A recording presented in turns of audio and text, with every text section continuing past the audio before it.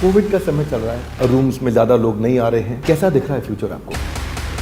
आपके जो property owners थे वो आपसे कुछ नाराज़ रहे, थोड़ा ओयो के खिलाफ भी खड़े हुए। सुना आपने कुछ एम्प्लॉयज़ को निकाला, इन्वेस्टर का बहुत प्रेशर था और आपको खर्चा घटाने के लिए कुछ लोगों को निकालना पड़ा। मोबाइल पे फ़ोटो अलग दिखती है और अंदर रूम अलग होता है। नमस्कार, मैं Vivek Bindra, founder and CEO बढ़ाबिजनेस.com। एक्साइटेड हूँ, आप भी एक्साइटेड हो जाइए, एनर्जी बढ़ा लीजिए। इतनी छोटी उम्र के अरबपति बिलियनियर आपको मिलवाने जा रहे हैं। I think first decacorn of our country, $10 billion से ज़्यादा का वैल्यूएशन रहा। OYO rooms founder and CEO mister Ritesh Agarwal, आपकी इच्छा थी, बहुत समय से मिलने की इच्छा थी। अभी आज पूछेंगे बहुत सारे प्रश्न। 10 लाख से ज़्यादा रूम्स हो गए, फुटप्रिंट्स 80 से ज़्यादा देशों में, लगभग 100 देशों के नज़दीक पहुंच चुके हैं। आपको जान के अच्छा लगेगा, 6000 करोड़ का टॉप लाइन रहा है। 450 सिटीज़ केवल इंडिया के अंदर रही हैं।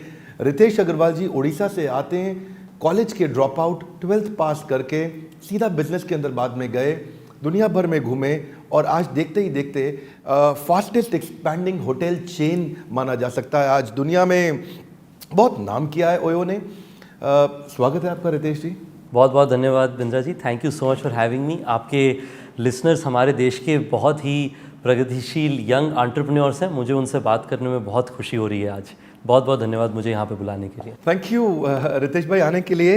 My first question is, Covid का समय चल रहा है, इंडस्ट्री इस समय डाउनटाउन पर दिख रही है, खासतौर से आपकी इंडस्ट्री, और आप इतना ज़्यादा एक्सपैंड कर चुके थे और इस समय आपके होटल्स की ऑक्यूपेंसी भी कम होगी, रूम्स में ज़्यादा लोग नहीं आ रहे हैं और इंडिया में बहुत ज़्यादा बढ़ा है।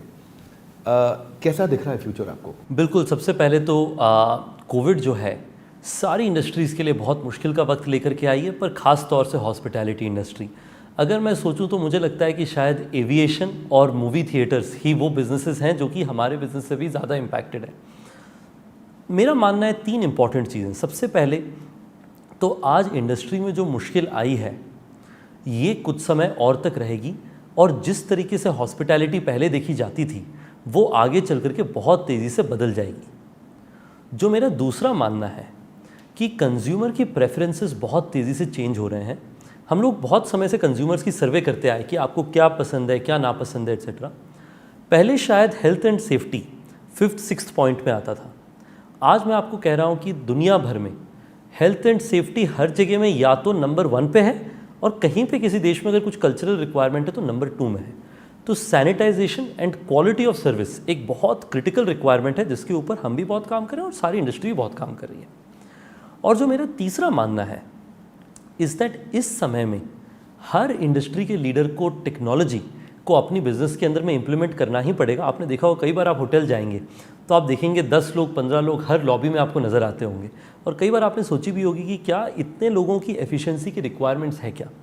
आज कोविड हमारी इंडस्ट्री को फोर्स कर रहा है ज़्यादा ऑप्टिमली ऑपरेट करने के लिए। बहुत सुंदर। तो मेरे ख्याल है अनऑर्गेनाइज्ड इंडस्ट्री से लोग ऑर्गेनाइज्ड अफोर्डेबल में प्रॉपर्टी में आके रहना चाहेंगे, जहां उनको लगता है कि सैनिटाइजेशन अच्छा रहेगा। कितना एज है आपका सर? अभी मैं 26 साल की उम्र। 26 साल।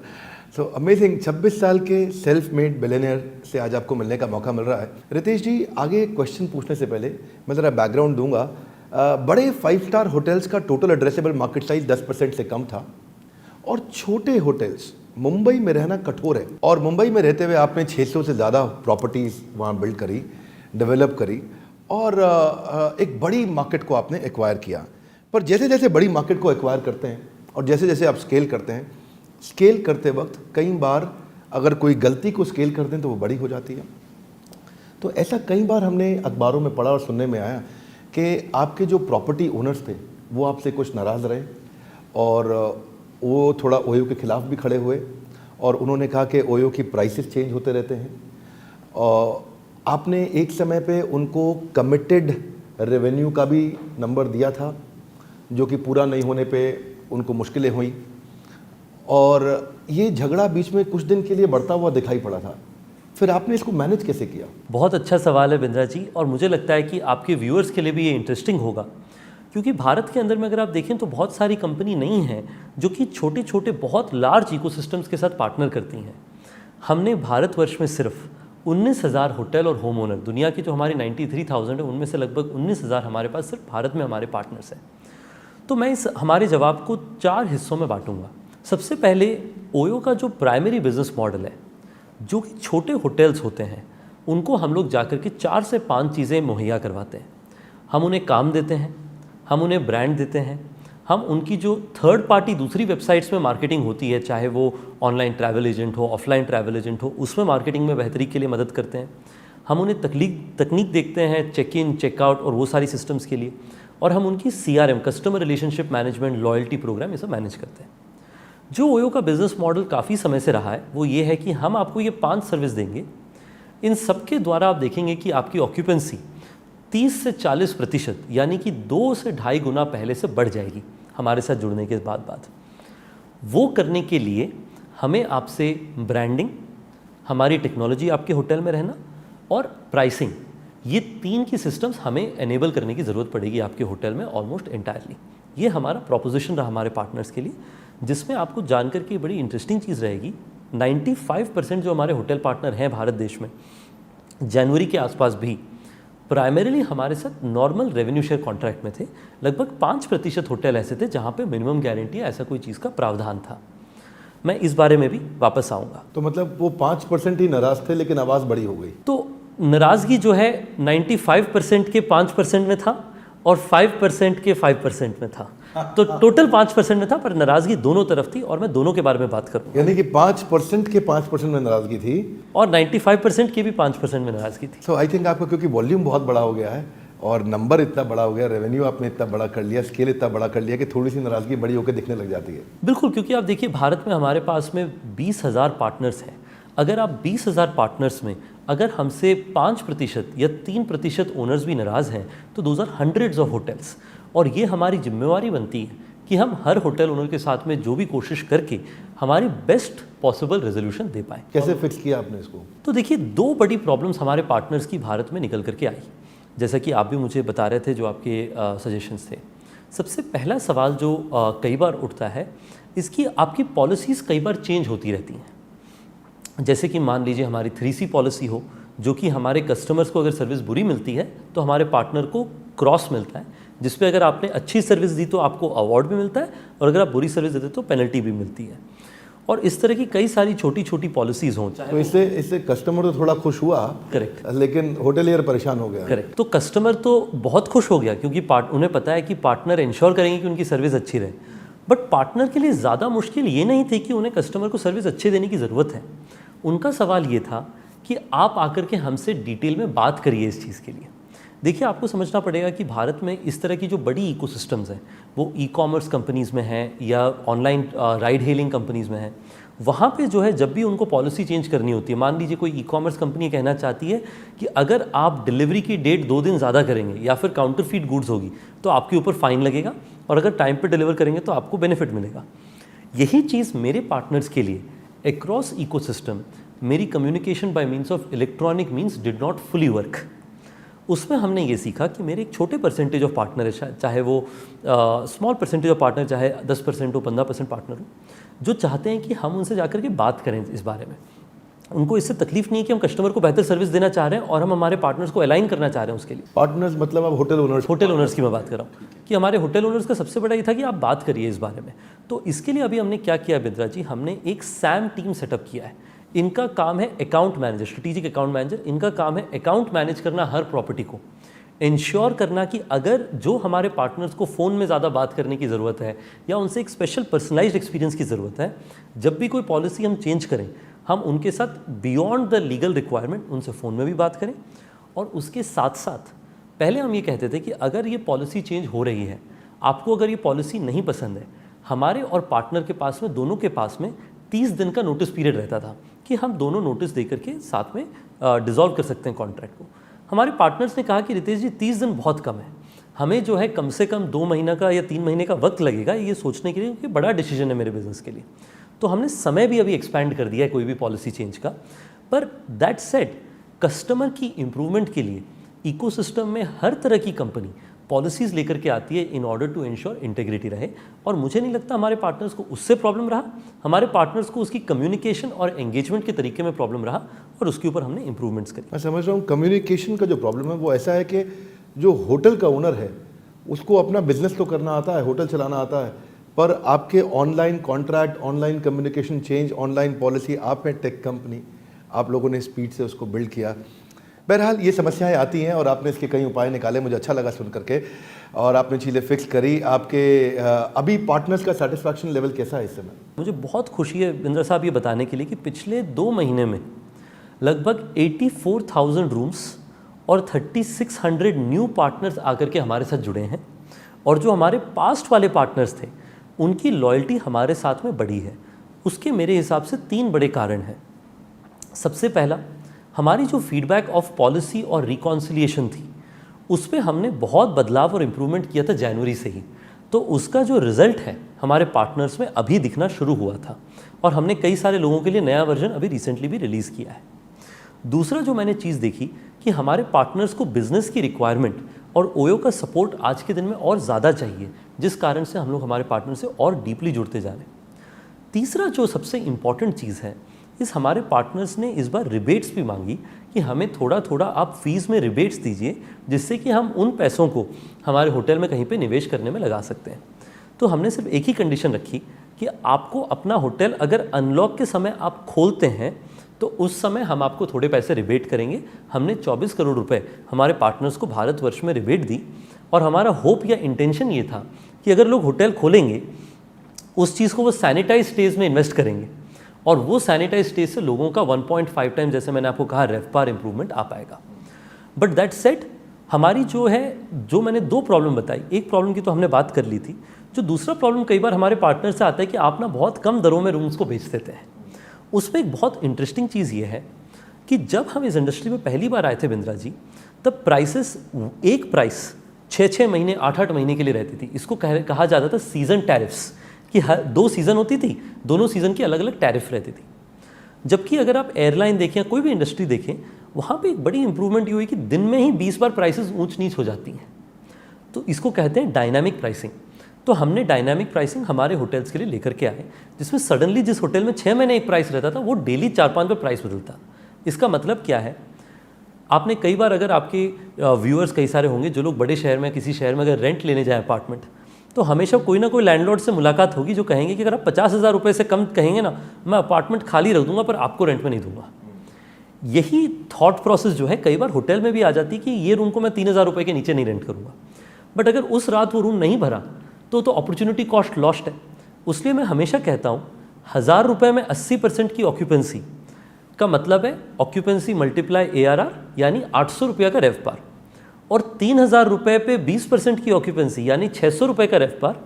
ये बेहतर है कि आप 1,000 रुपये में 80% कमरे बेचें। ये हमारे कई सारे पार्टनर समझते हैं, 90% से ज़्यादा पार्टनर समझते हैं। उनका ऑक्यूपेंसी 55% ज़्यादा रहता है, ARR जो कि डेली रात का रेंटल होता है वो 10% कम रहता है, और रेवपार जो कि ऑक्यूपेंसी मल्टीप्लाई बाय ARR है वो 44% ज़्यादा रहता है। ये हम लोग 90% से ज़्यादा ओनर को समझा सकें। कुछ हमारे पार्टनर्स हैं जो इससे पूरी तरह से अलाइन नहीं है या उन्हें ये पूरी चीज़ समझ नहीं आई है। ये उनकी प्रॉब्लम नहीं है, ये हमारी प्रॉब्लम है। और आई थिंक वो आपसे एक्सपेक्ट करते हैं कि आप फिजिकल कम्युनिकेशन को बिल्ड करें। करेक्ट।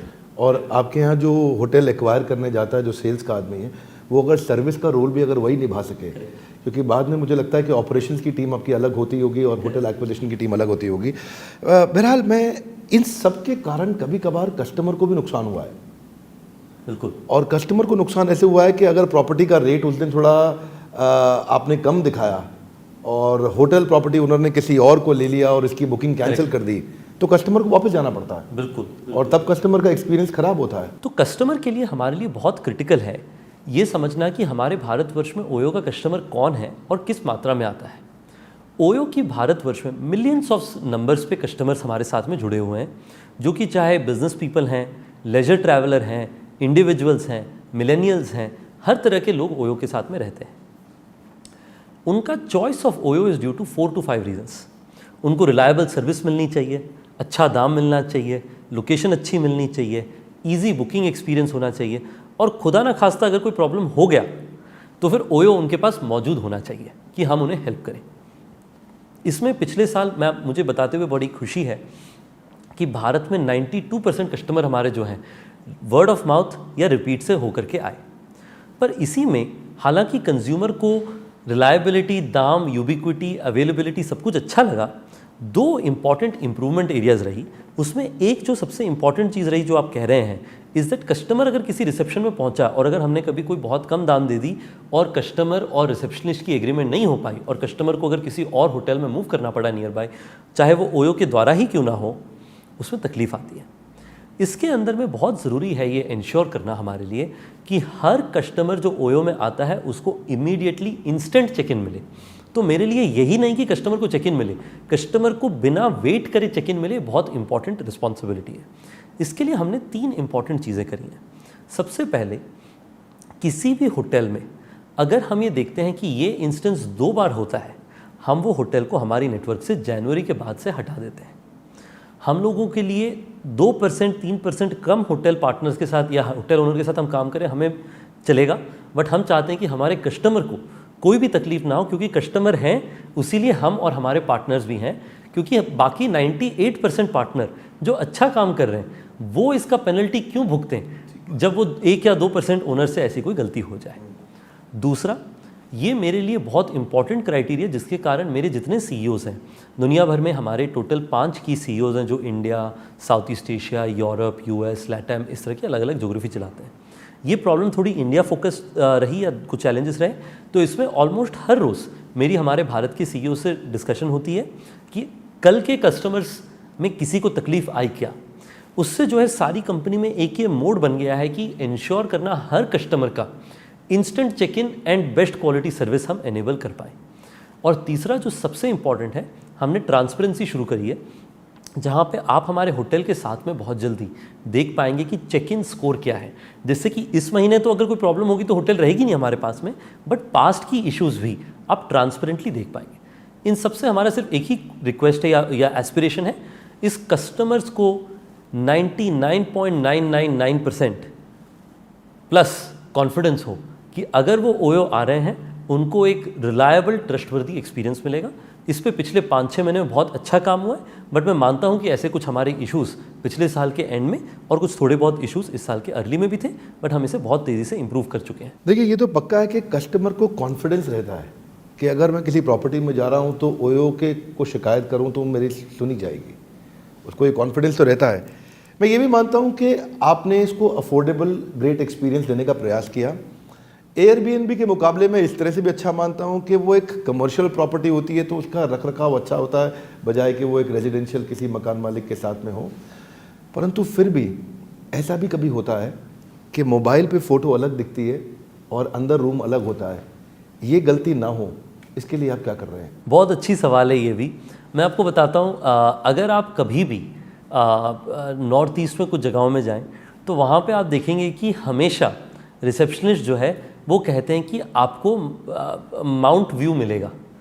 और हमेशा जब कस्टमर रूम में पहुँचते हैं, ये ओयो की बात नहीं कह रहा हूँ, मैं ऐसे जनरल होटल इंडस्ट्री की बात कह रहा हूँ, उन्हें माउंट व्यू नहीं नज़र आता है, तब उन्हें बोला जाता है कि आप ना उस एंगल से देखिए तो थोड़ी बहुत माउंटेन नज़र आएगी। तो ओयो में हमने ये बहुत पहले से प्रॉब्लम समझी। तो सबसे पहले तो ओयो के अंदर में ये इश्यूज़ कभी कभी अगर आती हैं तो क्यों आती हैं ये भी समझना ज़रूरी है। इसके प्राइमरीली 2 कारण होते हैं। सबसे पहला कारण ये होता है, फ़ोटोज़ तो अगर होटल में 50 कमरे हैं, 2 से 3 कमरों की होती है, पर एक होटल में 2 कैटेगरी ऑफ रूम होती है और 2 व्यू होती है। तो कई बार अगर कस्टमर ने कैटेगरी अलग बुक करी और रूम का फ़ोटो दूसरी कैटेगरी का था, वहाँ पे ये इशू आती है।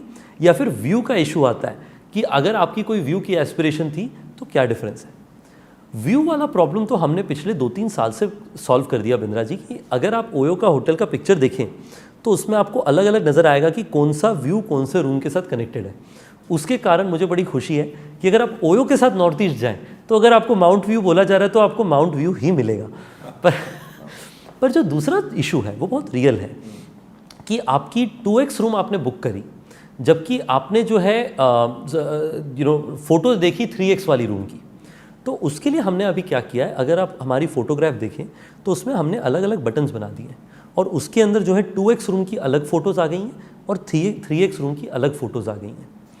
और उसके साथ साथ हमारी फोटोग्राफी सिस्टम्स में भी हमने कहा है कि आप ज़्यादा नेचुरल लाइट से ही आप एक्सपेक्टेशन रखिए रादर देन आर्टिफिशियल लाइट, जिससे कि ज़्यादा नेचुरल लगे जगह। सुंदर, बहुत अच्छा लग रहा है। और भारत का एंटरप्रेन्योर आपसे बहुत इंस्पायर्ड है और भारत का एंटरप्रेन्योर भी आपसे बहुत इंस्पायर्ड है। पर मैं थोड़े बीच बीच में कठोर प्रश्न पूछ रहा हूँ। मेरा अगला प्रश्न है, मैंने सुना आपने कुछ एम्प्लॉयज़ को निकाला और पाथ टू प्रॉफिटेबिलिटी के लिए चलते वक्त आपने काफ़ी रिस्ट्रक्चरिंग किया, जिसके कारण काफ़ी सारे एम्प्लॉयज़ गए। उसके विषय में हम जानना चाहते हैं, समझना चाहते हैं उसका क्या कारण रहा। हाँ, तो ये बड़ा इम्पॉर्टेंट सवाल है। सबसे पहले तो हमारे बिज़नेस के अंदर में शायद वो डिसीजन हमारे लिए सबसे मुश्किल डिसीजन रहा है हमारी हिस्ट्री के अंदर में। इसके अंदर में मैं आपको बताना चाहता हूँ इसका कारण क्या रहा। इसका प्राइमरी कारण ये रहा दो चीज़ों का। सबसे पहले, जैसे ओयो ग्लोबली एक्सपैंड हुआ, हमने ये देखी कि हमारे 2 से 3 की ऑर्गेनाइजेशंस हैं जिनका रिस्पॉन्सिबिलिटीज़ अगर हम लोग 2 से 3 साल आगे देखते तो वो ऑपरेटिंग एफिशिएंसी और टेक्नोलॉजी के द्वारा वो सारी सर्विसेज प्रोवाइड की जा सकती थी। जैसे कि मान लीजिए जो हमारी टीम्स हमारे पार्टनर्स को सर्व करते हैं, उनका लार्ज पार्ट ऑफ काम वो आजकल सिस्टम्स और प्रोसेसेस के द्वारा करने लग गए rather than people required to do it. और दूसरा जो इम्पॉर्टेंट चीज़ रही कि एज ओयो ग्रू ग्लोबली, हमने हर देशों में सेम जॉब्स को रेप्लिकेट कर दिया और हमें वो कंसोलिडेट करने की ज़रूरत पड़ी। ये दोनों चीज़ सच्चाई है कि हम लोग अगर इसे और बेहतर तरीके से प्लान करते तो हमें ये इशू नहीं आता। तो मेरे लिए एक बड़ा सवाल था, हर साल के एंड में हम लोग हमारी टीम साथ में मिलकर के बात करते हैं कि हमारी चैलेंजेस क्या हैं और हमारी अपॉर्चुनिटीज़ क्या हैं, यानी कि हमने क्या अच्छा किया जिसको हम डबल डाउन करें और हमने क्या अच्छा नहीं किया जिसे हम इम्प्रूव करें। सो 2019 में हमने क्या अच्छा किया, हमने बहुत तेज़ी से ग्रोथ करी, बहुत कस्टमर्स और पार्टनर्स जुड़े, बहुत प्यार मिला हमें, दुनिया भर में बड़े देशों में आ गए हम, रिपीट रेट अच्छी रही। पर इम्प्रूवमेंट क्या रहा कि हमारी ओवरऑल सिस्टम एंड प्रोसेस को हम स्ट्रीमलाइन कैसे करें, क्योंकि अगर हम प्रोसेस स्ट्रीमलाइन नहीं करेंगे तो अगर 2 जने सेम काम कर रहे हैं तो दोनों में से एक जने को तो तकलीफ होती ही रहेगी। तो at some point of time आपको स्ट्रीमलाइन करना पड़ेगा, not just for the company but for the individuals as well. इस कारण से हमें अनफॉर्चुनेट डिसीजन ऑफ रिस्ट्रक्चरिंग लेना पड़ा। देखिए, ये आपने 2 कारण मोटे मोटे बताए अभी कि आपको क्यों कुछ लोगों को निकालना पड़ा, पर कहीं इसका तीसरा कारण तो नहीं था कि प्रॉफिटेबिलिटी में इशू आ रहा था और इन्वेस्टर का बहुत प्रेशर था और आपको ऑर्गेनाइजेशन को जल्दी प्रॉफिटेबल बनाना था, तो खर्चा घटाने के लिए कुछ लोगों को निकालना पड़ा? देखिए, हमारे बिजनेस में बिंद्रा जी सबसे पहले तो 2-3 इंपॉर्टेंट चीज़ें हैं। सबसे पहले हमारी company is run and managed by me and my management. हमारे शेयर होल्डर्स बहुत वैल्यूबल हैं, पर दैट सेड हमारी कंपनी की हमारी लीडरशिप जिम्मेवार है कि हम लोग हमारे कंपनी में अगर अच्छा करें तो हम जिम्मेवार हैं, और अगर कुछ बुरा होता है, कई बार एंटरप्रेन्योर्स कहते हैं कि ये तो इन्वेस्टर के कारण हुआ। मैं आपको ये चीज़ कहना चाहता हूँ कि अगर कोई मुश्किल भी आएगी हमारी कंपनी में, उसकी भी जिम्मेवारी मैं ही लूँगा, और अगर कोई चीज़ अच्छी होगी तो मेरे लोगों को उसकी क्रेडिट मिलनी चाहिए। ये बहुत क्रिटिकल चीज़ है, मैं क्लैरिफाई करना चाहता हूँ। जो बात रही पाथ टू प्रॉफिटेबिलिटी की, हमारी कंपनी पिछले 3 से 4 साल से हम इन्वेस्ट करते आए हैं और हमारा एस्पिरेशन फ्यूचर में भी इन्वेस्ट करने का रहा है। तो अगर कोई भी चीज़ का स्ट्रक्चरल बिजनेस रिक्वायरमेंट से लिंकेज ठीक नहीं है तो उसका डिसीजन हम लोग लेने को तैयार हैं। बट अगर कहीं पे भी हमें लगता है कि लॉन्ग टर्म इन्वेस्टमेंट के लिए कोई इन्वेस्टमेंट सही है, unless required for as a business, हम लोग का कोशिश रहता है कि हम वो लॉन्गर टर्म इन्वेस्टमेंट करते रहें। तो वो आपको लगता है इन्वेस्टर का प्रेशर नहीं है और वो बिजनेस की रिक्वायरमेंट थी? हाँ, मेरे हिसाब से अगर इन्वेस्टर का प्रेशर होता तो फिर वो डिसीजंस इन्वेस्टर्स के होते, और मैं कहता कि ये इन्वेस्टर्स ने डिसाइड किया, मैंने तो एग्जीक्यूट किया। इतनी छोटी उम्र में, 26 साल की उम्र में आपने इतना लैंडमार्क अचीवमेंट क्रिएट किया है। और मैं खुद जा कर के अपने जिन दिनों आपने ओयो शुरू किया था उन्हीं दिनों मैं भी, कभी मैंने आपको बताया नहीं पर्सनल लेवल पे कि मैं भी ओयो में जाके रहा, और मुझे जाके महसूस हुआ कि वास्तव में आप जो कहते हैं कि ग्रेट कंज्यूमर एक्सपीरियंस, मैंने उसको महसूस भी किया है। और मुझे लगता है क्योंकि इस प्राइस पे स्टैंडर्डाइज सर्विसेज अवेलेबल नहीं थी और वो आपने अवेलेबल करके एक बड़ा ब्रेक थ्रू अचीवमेंट क्रिएट किया है। पर मेरा एक और प्रश्न है आपसे यहाँ, वो प्रश्न ये है कि कोविड के बाद अब बिजनेस का एक्सपेंशन और या बिजनेस को मेंटेन करना कठिन होने वाला है, और आप एक्सपेंशन काफ़ी कर चुके हैं। तो उसमें 2 प्रश्न हैं। मेरा पहला प्रश्न है, आपने ये मल्टीपल बिजनेसेस में क्यों एक्सपैंड किया? ओयो होम में गए, ओयो टाउन हॉल, ओयो आपका को working space, OYO I think about 8-9 businesses में आपने एक्सपैंड किया, तो क्या वो सही डिसीजन थे, क्या उनकी ज़रूरत थी, और अगर आपने कर लिया तो अब उसका कितना नुकसान हो रहा है या कितना फ़ायदा हो रहा है? इसके अंदर स्पेसिफिकली जो हमारी बिजनेस की थिंकिंग थी वो बहुत स्ट्रेट फॉरवर्ड थी। 2 तरीके से इसे सोचा जा सकता है। सबसे पहले, आप जिस भी छोटे शहर से अगर हैं तो वहाँ पे अगर आप सोचिए तो आपके शहर में जो भी एक बड़ा होटल होगा वहाँ पे आप देखेंगे एक बिजनेस सेंटर होगा, एक रेस्टोरेंट होगा, एक बैंक्वेट हॉल होगा जहाँ शादियाँ हो रही होंगी। यही सब चीज़ों के लिए मैंने ब्रांड नेम अलग अलग दे दिए, बट इन्हें अलग अलग बिजनेस की तरह सोचा गया, क्योंकि मेरा बिजनेस सेंटर बन गया ओयो वर्क स्पेस, हमारी बैंक्वेट हॉल बन गई वेडिंग्स, हमारी क्लाउड किचन्स बन गई रेस्टोरेंट्स जो उस होटल की होती हैं। तो हमने, क्योंकि हम छोटे होटल थे, हमें ये सारी सर्विसेज को लिमिटेड नंबर ऑफ होटल्स में हम प्रोवाइड कर रहे थे। तो ये हमारा थॉट प्रोसेस था हमारे कस्टमर्स को सर्विस ला के देने के लिए कि हमारे होटल में जो ग्राहक आएंगे उनको भी हम ये सारी सर्विसेज मुहैया करवा पाएंगे, इवन दो हमारा कोर बिजनेस एकोमोडेशन का ही रहेगा, short medium long term accommodation और उसके अराउंड की सारी सर्विसेज। और जो दूसरा तरीका है सोचने का इस दैट ये सारे बिजनेसेस के जो हमारे इकोसिस्टम पार्टनर्स हैं वो भी सेम ही थे, यानी कि हमारे सेम होटल मालिक के ही किचन स्पेसेस थे, उन्हीं के बैंक्वेट हॉल से। आपको सुन के बड़ी इंटरेस्ट मिलेगी, पिछले साल वेडिंग्स ने 56,000 शादियां भारत में करवाई थी। मेरे हिसाब से कोविड के बाद में 3 मेरी इंपॉर्टेंट प्रायोरिटी है। सबसे पहला, पिछले 3 से 4 महीने में जितने हमने हमारे कस्टमर से बात करी, जितने पार्टनर्स से बात करी, जितने हमारे टीम मेंबर से बात करी, और उसमें हम जो इम्प्रूवमेंट्स लेके आ रहे हैं, मुझे लगता है कि वो टेक्नोलॉजी की इन्वेस्टमेंट्स हमारे लिए बहुत सालों आगे तक वैल्यू क्रिएट करेंगे।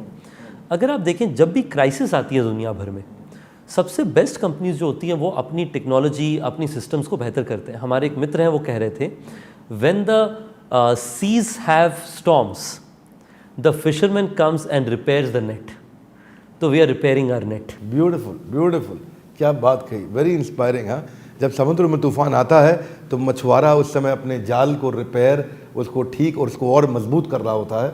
और आपने बताया जब दुनिया में डाउन टर्न आता है तो उस समय अपनी टेक्नोलॉजी, इंटरनल कैपेबिलिटीज़ को और मजबूत करने का समय आता है। आपकी लाइफ में सबसे अच्छा कॉम्प्लीमेंट क्या मिला आपको?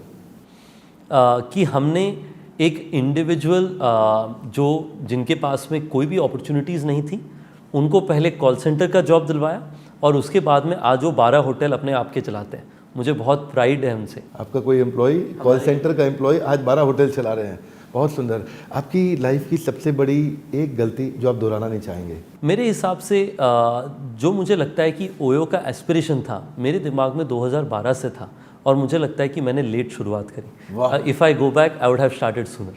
Amazing, you are just too inspiring. एक बुक जो आपको सबसे ज़्यादा पसंद आई, आप किसी को रेकमेंड करना चाहेंगे? मैं आपको 2 चीज़ें बताऊंगा, एक डॉक्यूमेंट्री और एक बुक। मेरे लिए जो डॉक्यूमेंट्री एक बहुत ही एक्चुअली 2 कहूँगा मैं, एक डॉक्यूमेंट्री और एक मूवी। मेरे हिसाब से जो एक डॉक्यूमेंट्री मुझे बहुत पसंद आई है, ये है the man who built America. ये बताती है कि अमेरिका कैसे एक सिविल वॉर में टूटा हुआ देश था। उस समय वहाँ के 4 बड़े एंटरप्रेन्योर्स ने अपने दमखम से, अमेरिका इतना वेल्दी भी नहीं था, उनके पास इतने रिसोर्स भी नहीं थे, 4 एंटरप्रेन्योर्स ने इतना मेहनत किया और इतनी मुश्किलें सही, जिससे उन्होंने यूएस में इतना वेल्थ क्रिएट किया कि यूएस दुनिया में सुपर पावर बन के निकला। तो जब लोग कहते हैं कि कंट्री सुपर पावर कैसे होती हैं, मैं हमेशा कहता हूँ कि एंटरप्रेन्योर्स का उसमें योगदान बहुत सिग्निफिकेंट होता है। तो मेरा मानना यह है कि मुश्किल के वक्त में कंट्रीज़ के पास अपॉर्चुनिटी होती है मार्केट लीडर बनने के लिए। मेरा भरोसा है कि भारत का जो आत्मनिर्भर भारत की तरफ का जो मॉड्यूल है, उस या फिर जो एस्पिरेशन या कॉल है, मुझे लगता है कि वो भारत के लिए अपॉर्चुनिटी है वहाँ तक जाने के लिए। जो मैं किताब बताऊँगा इसके अंदर में एक है जो इलॉन मस्क की बायोग्राफी है, जो मुझे बहुत हमेशा इंस्पायर करती है, और उसके साथ साथ एक कस्टमर सर्विस के ऊपर किताब है जो कि टोनी शे, ज़ैपोस के फाउंडर ने लिखी है, जो कि मुझे बहुत इंटरेस्टिंग लगती है। भारत के अभी आने वाले यंग स्टार्टअप्स को, एंटरप्रेन्योर्स को आप क्या एडवाइस देंगे? मुझे लगता है सिर्फ एक ही एडवाइस दूंगा मैं, कि हमेशा आप जब किसी टनल के अंदर हैं और आप खोदते जा रहे हैं और आपको लग रहा है अंधेरा ही अंधेरा है, याद रखिए कि हमेशा दूसरी तरफ लाइट एक समय ना एक समय आएगा। तो मेरा हमेशा कॉन्फिडेंस ये रहा है, there is always light at the end of the tunnel. मुझे लगता है कई बार एंटरप्रेन्योर्स बहुत जल्दी गिव अप कर देते हैं। मैं चाहूँगा कि एंटरप्रेन्योर्स लगे रहें, और अगर वो मेहनत करते रहेंगे, मुझे कॉन्फिडेंस है कि दूसरी तरफ सनलाइट ज़रूर आएगा। और यही मैंने अपने आप के से देखा। मैं जब पहले कोशिश कर रहा था बड़े सालों तक, 2-3-4 सालों तक नई नई चीज़ें कोशिश कर रहा था, कभी कोई बिज़नेस चलती नहीं, और अगर चलती तो उसमें स्केल नहीं आ रहा था, लोग सपोर्ट नहीं करते थे। पर मेरे अंदर एक वो कॉन्फिडेंस था कि मैं जो काम कर रहा हूँ इसमें कोई ना कोई इम्पैक्ट लॉन्ग टर्म में आएगा। मुझे लगता है कि लोगों के अंदर अगर ये कॉन्फिडेंस हो और अगर वो लगे रहें, there is always light at the end of the tunnel. OYO हमारे भारत का एक ब्रांड है, हमारे देश का एक ब्रांड है, और देश के एक यंग एंटरप्रेन्योर ने आज एक $10 बिलियन यानी 75,000 करोड़ की कंपनी बनाई है, पूरे विश्व में लेके गए हैं। मुझको नाज है, मुझे गर्व है। आपको कैसा लगा रितेश जी से मिलके, नीचे कमेंट बॉक्स में बताइए मुझको। अगर आपको अच्छा लगा हो एक यंग एंटरप्रेन्योर की स्टोरी जिसको आपको पूरे आसपास अपने सोचिए किस किस को आप शेयर करना चाहेंगे, ज़रूर इस वीडियो को फैलाइए। I think this will be a great inspiration for other people to know about him also. अगर अच्छा लगा हो वीडियो, लाइक करके उत्साह बढ़ाइए, सब्सक्राइब करिए, बेल आइकन को हिट करिए।